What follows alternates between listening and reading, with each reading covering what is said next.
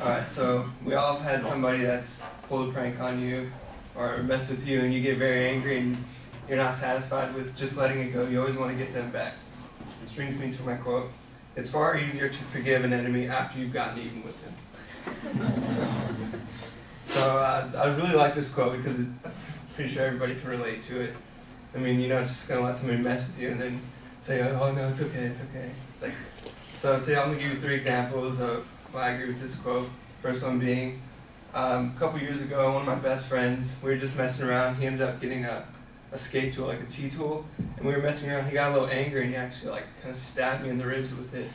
But I didn't just let it go. We got started wrestling and fighting a little bit. But the funny thing is, right after we were this heated fight, we got up and we're like, oh dude, I'm sorry, it's okay, it's okay. So I forgave him for stabbing me. But I didn't forgive him for stabbing me until after I got my little aggression out on him.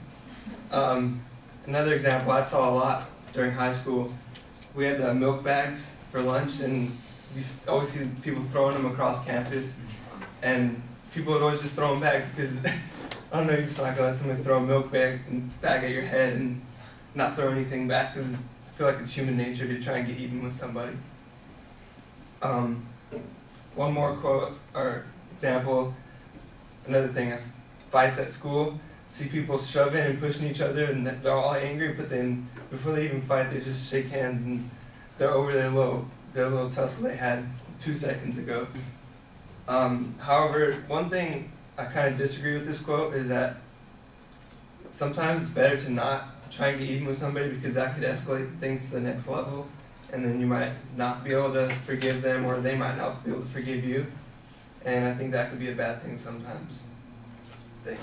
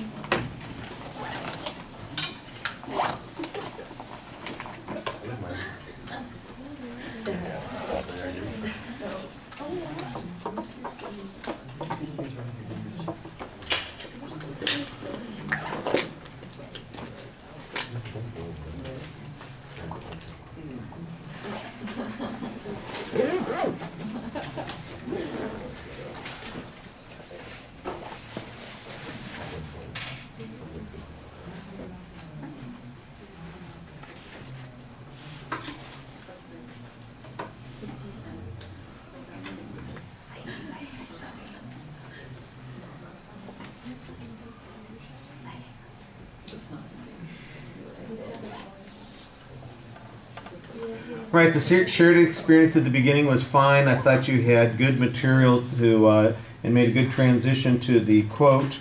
Your point of view was clear. There's a preview, but basically the preview consists of, I'm going to support this with 3 examples, so we don't really know what the examples are. And after the first example, everything seems a little abstract, so you do get to some other points there, but I don't think that they're as clear as they might have been.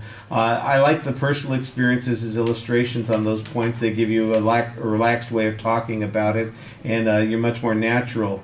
You present your presentation issues. You're easy to hear. There's a lot of energy in your tone. There's good variety there. Everything is quite regular while you're speaking. Your gestures occasionally seem like there's a little bit of limitation. I caught you a few times kind of just grasping your own hand, uncertain about what to do, but for the most part there were some good indicators. So don't worry about it a lot. I think that you made the right moves for the most part, but maybe pay attention to those sorts of things when you were looking at the video later. Let me see. Your facial expressions are very animated. You have excellent audience contact while you're speaking.